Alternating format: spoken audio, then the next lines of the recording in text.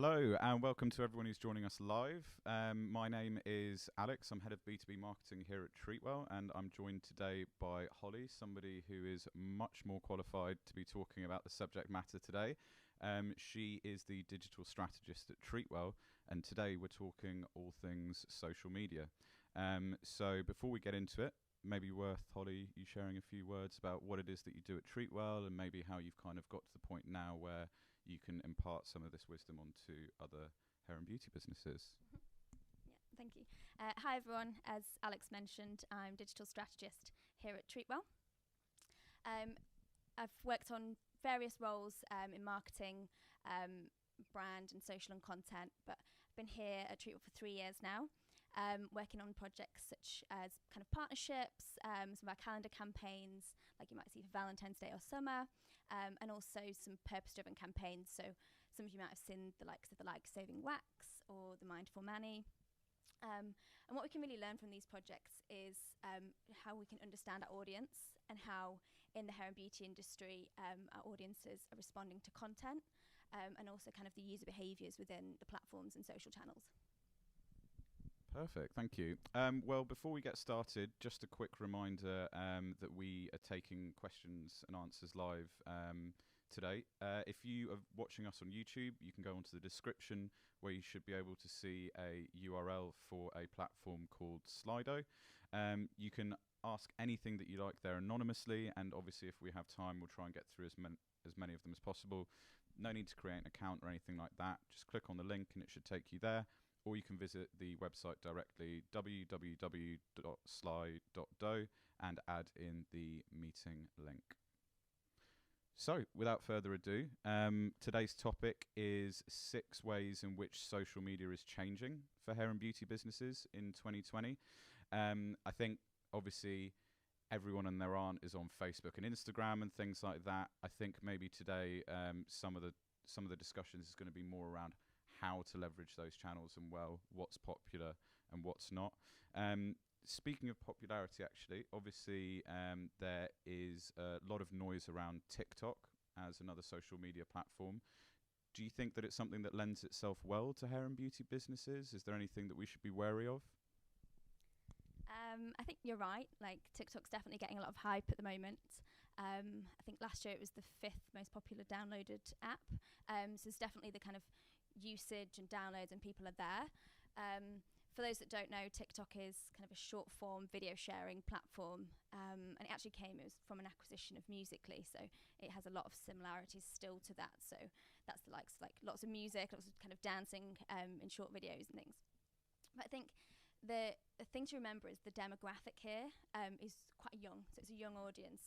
You sort of majority of people being below the age of 20. So as kind of small businesses and marketeers, we have to think if that's the right kind of platform and the right audience for where we want to be putting our businesses out. I think a thing that my recommendation is to sort of use the kind of the insights we get from it, so the kind of insights around social culture, and that's so that the popularity of video content, people really being hungry for that kind of short form video content, and that's probably the best use of TikTok for now. And I think it's better to kind of focus on channels where you can really showcase your business and think about it more of as a portfolio within the kind of hair and beauty industry. Perfect. So in terms of some of those channels that we should be investing time on, let's say, if TikTok isn't necessarily one of them for businesses to have their profile, are we kind of going back to the tried and tested ones that we know from before? Yeah, I mean, it's nothing new, but Instagram is the kind of channel that I'd say lends itself so well to the hair and beauty industry, and it's kind of got the proven track record there. Been a very visual platform, so yeah, I'd say definitely Instagram. But in thinking about how that's evolved and what's new for 2020 with Instagram, the kind of save feature. So that's a real popular one now in terms of usage. So a lot of people that are using Instagram are saving content, which kind of shows us that they're there for that discovery and that kind of inspiration. And as a business owner, if you use your kind of business insights, you can see people that are saving your content, so you can know whether it's kind of resonating or not. Also, I think the fact that Facebook are testing the removal of likes. So not in the UK and not in many countries in Europe, but globally they're testing this, which is again showing that they're trying to encourage people to share more, but not kind of worry about whether their content's getting likes. Another thing I think is video. So video is nothing new, but it's still kind of on the rise. And for small businesses, it's great because like using video content and posting video content can really expand your reach, because it goes into the kind of explore feed. And then finally, I think stories. So stories, again, nothing new, but the kind of usage within Instagram is continuing to grow. And I think this is a great place for small hair and beauty businesses and home beauty businesses alike, because you can be really playful here, and really show your personality. And I'd encourage people to use things like filters and Giphies, and kind of get involved and use the platform like other users do, as well. Perfect, thank you. So obviously you highlighted some of the newer features, or rather the functionalities that are growing in popularity on platforms like Instagram. Those functions are one thing, how you use them is another. I think you touched on it a bit with stories, for example. What type of content should a hair and beauty business be thinking about sharing? I mean, when we talk about content, it's a word that gets thrown around quite a lot. What do we really mean by content? Yeah, I think that's an interesting one. And I mean, content is essentially any information that you're putting out to an audience. So that could be a video, it could be images. For a home beauty business, that could be, you know, a picture of a new barber's chair, or it could be a Spotify playlist that you've curated for your customers. And there's lots of opportunities for content there. But I think if people are wondering where to start, then it's great to kind of introduce your team, show what you have to offer, and really use it, like I said, as a portfolio.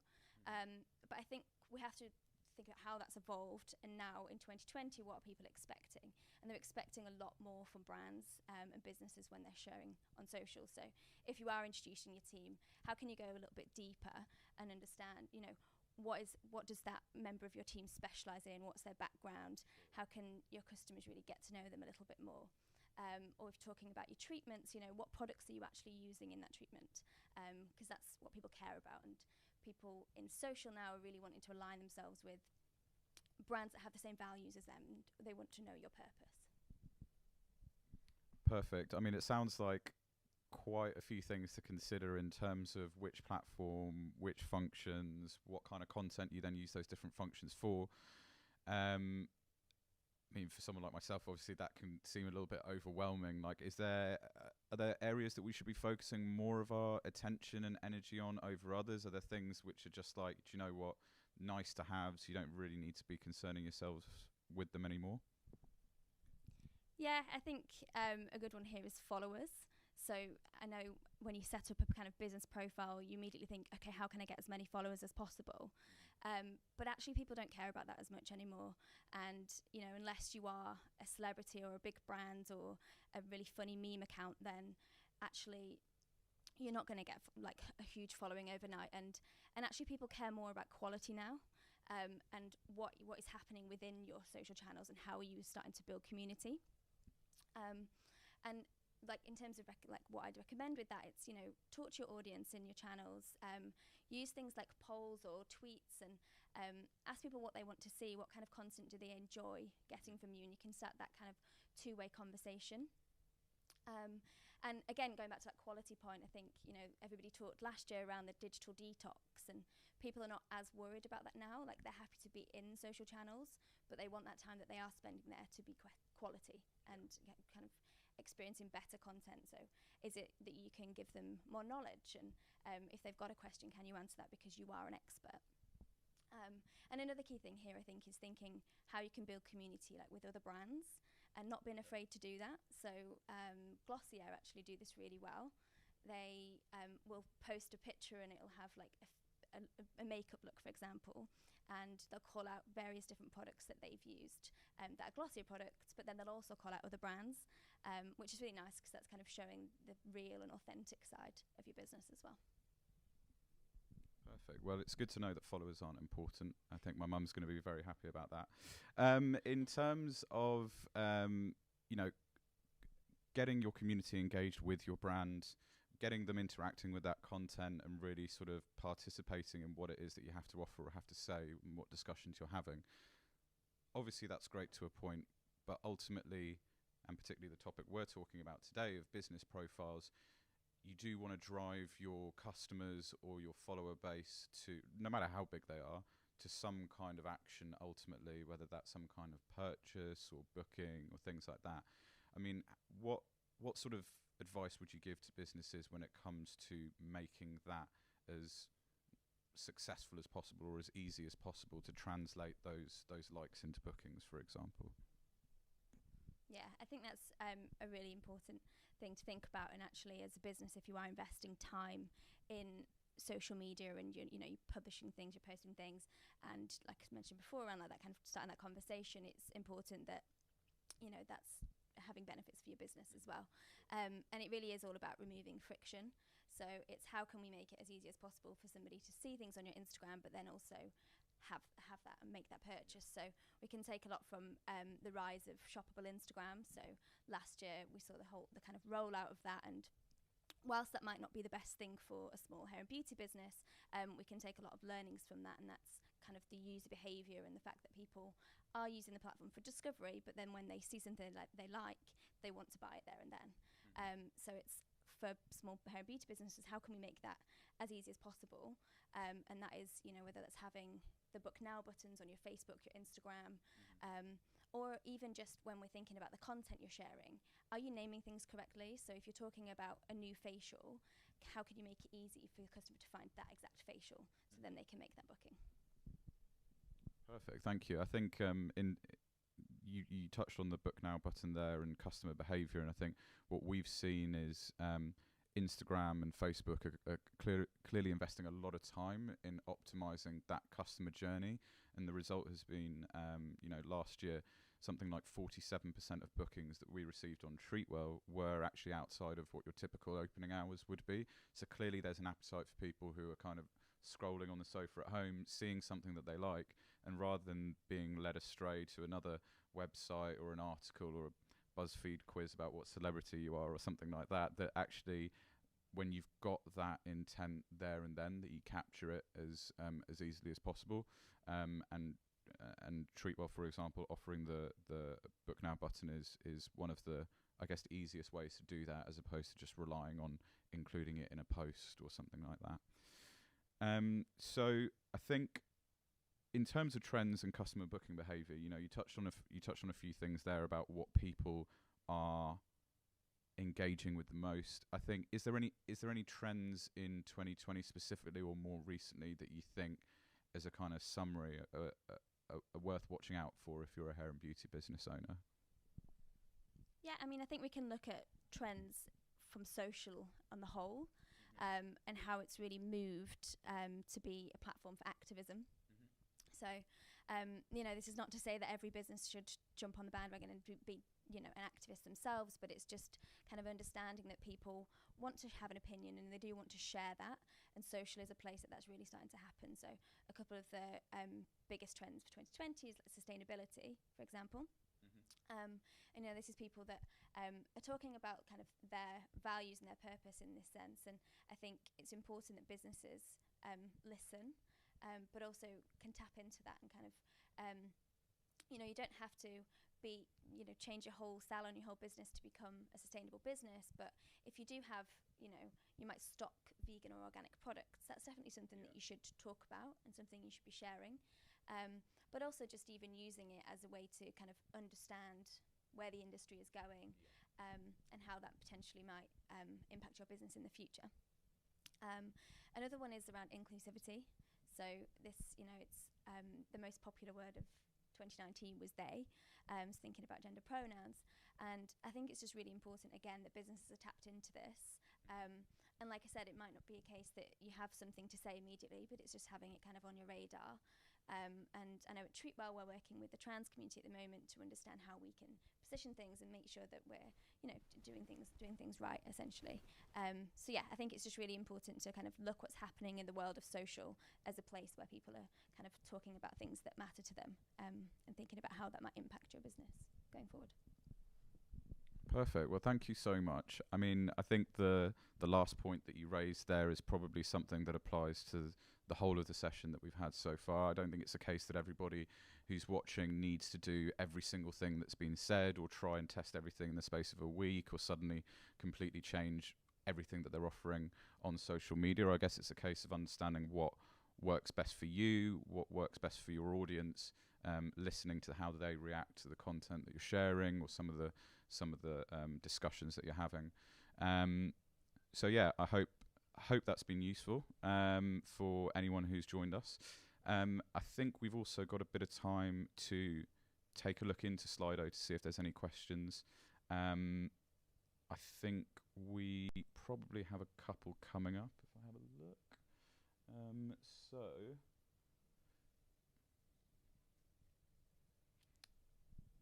I can see that there are a couple of questions. Sorry, I'm just looking at my laptop. I can see that there are a couple of questions around hashtags actually here. So one person's asked, or rather said, that some members of their team are using hashtags and some aren't.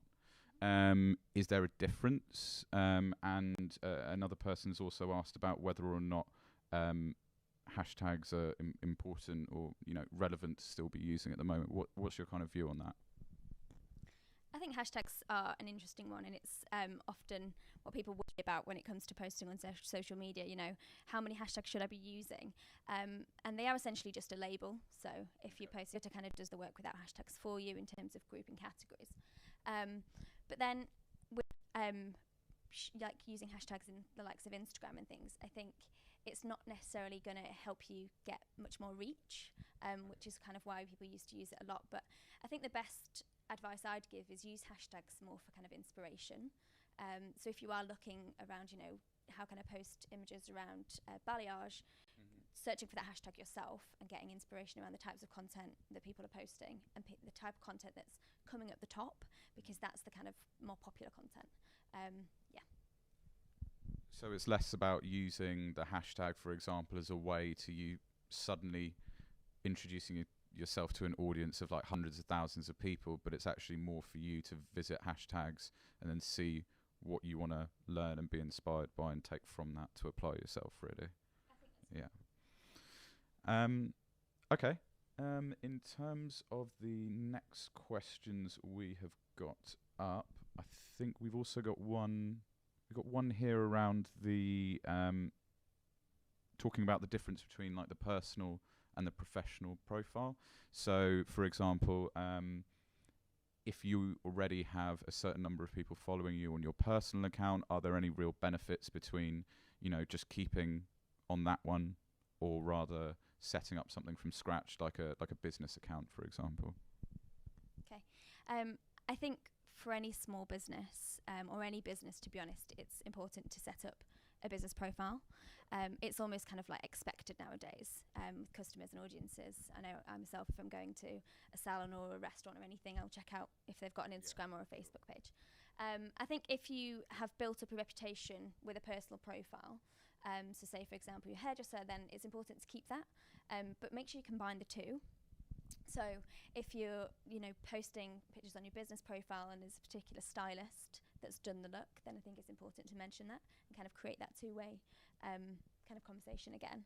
And it's also really important because there's so many different features that you get by having a business Facebook page or a business Instagram, for example, being able to kind of monitor and see the insights of how your content's performing. Perfect. Thank you so much.